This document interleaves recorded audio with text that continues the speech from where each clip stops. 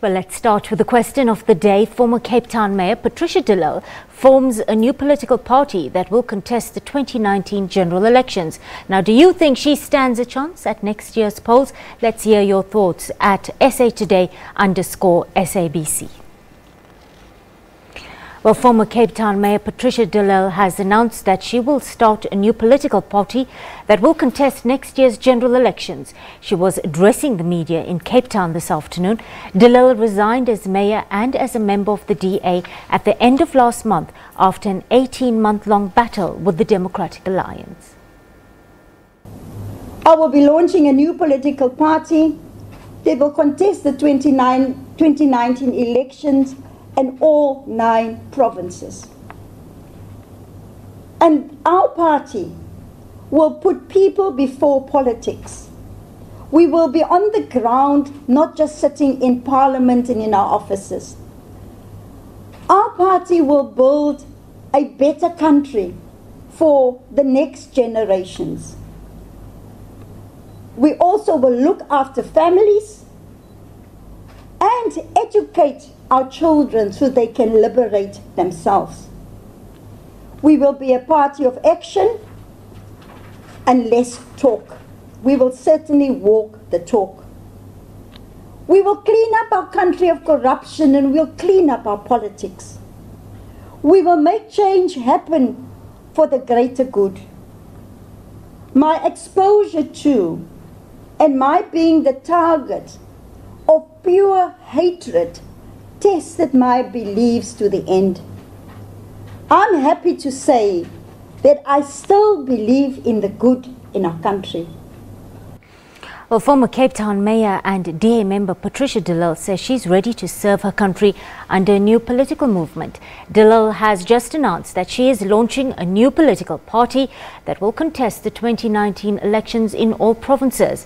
The former Cape Town Mayor announced her resignation from the Democratic Alliance on November 1st. Well, to chat some more, we have in our Pretoria studios Professor Lesiba Tefo. Good afternoon, Prof, and thank you for your time on the SABC News Desk. Greetings to you and the listeners. Prof, we're seeing a feisty De Lille planning now to launch a new political party. Do you think it will be a successful initiative in the long run? Look, let me wish her well, even with those that they are going to form a party with. I think all she's saying, or my reading is, the ID, Independent Democrats Party, that she founded was never deregistered. The reason why she thinks she can start now and even contest national elections, it could be because she has that infrastructure that is dormant but can be revived across the provinces.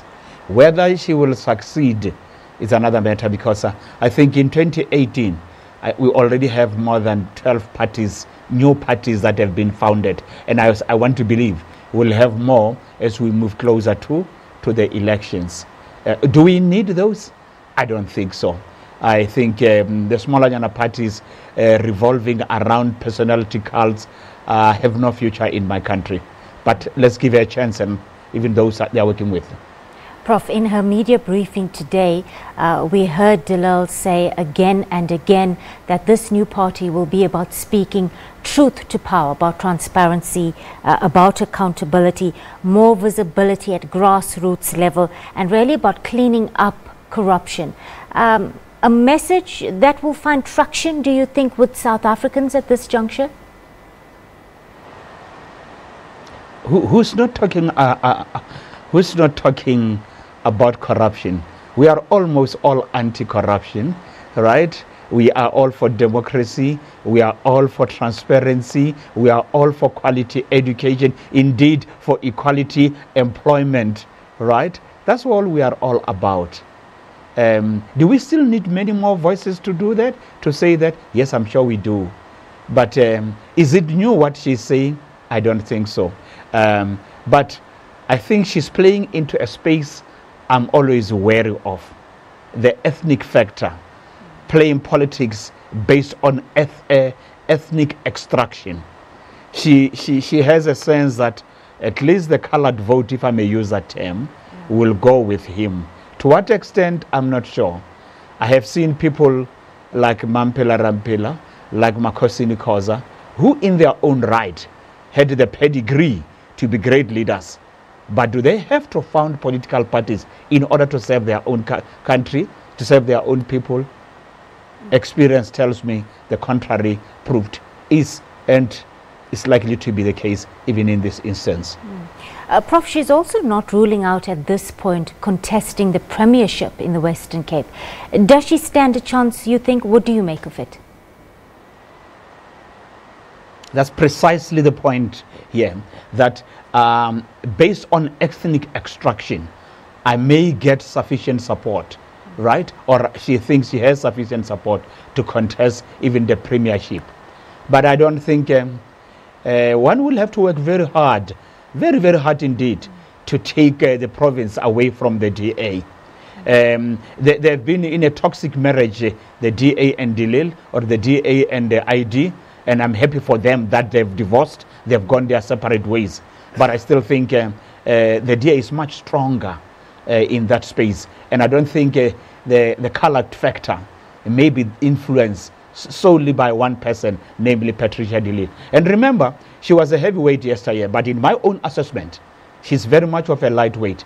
Up till to date, Patricia De Lille has not answered the question, did you send the SMS to influence an outcome of an interview?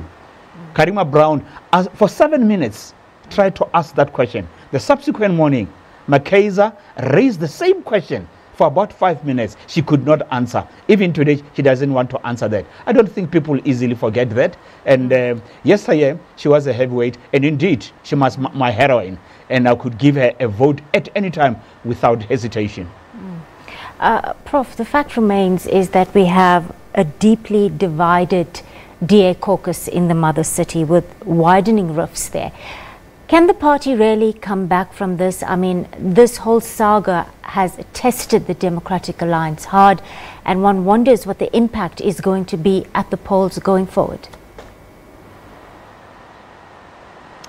Look, the impact would be minimal to the extent that there would be those based on ethnic extraction would go with De Lille.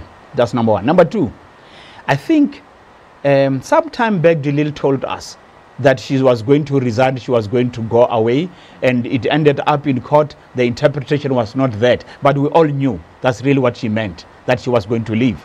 And those that helped her cause some disruption and disjuncture within the DA caucus and so on, possibly are those that came with her and by all means would want to go with her. So the DA might be better off, and they might have enough time to rally around, to regroup, and still be a force to reckon with in the Western Cape. I don't think, yes, they will suffer some damage, but not sufficient enough to a point where I heard somebody say, yes, we will become the official opposition, because when De Lille goes, then we stand a chance to be the opposition. I think that is too presumptuous, too generous a guess. Prof, just on that point of the councillors in the Cape, in recent weeks, we saw some of them accusing their own party of racism, and now some of these councillors are also expected to join De Lille's new party. Does the DA treat different councillors differently? The DA has to address this question, right? But I suspect it's also a historical question that people are raising. Whether it is still material today, I am not sure. Because the DA is led in the main by Africans or by blacks. That's number one. The majority voters of the DA are blacks or Africans. What are we saying about their intelligence? And who are the people crying foul here? Right? Are not the voters themselves, are the politicians playing political game, especially those who have fallen out with each other. Because those people who raised this question sharply and are left with De Lille, some of us may question their bona fides. When did you suddenly realize that the DA is really that offensive to a point where you would have to walk away? Why didn't you walk away all along, only to work away right now? And just a few days thereafter, you form a new party because you still want to go back, if I may use the word, to the gravy train, or to be in the public light in the name of the wretched of the earth. Professor Lesiba Tefo, they're joining us from our Pretoria studios. Thank you so much for sharing your invaluable insights with us on the SABC News Desk.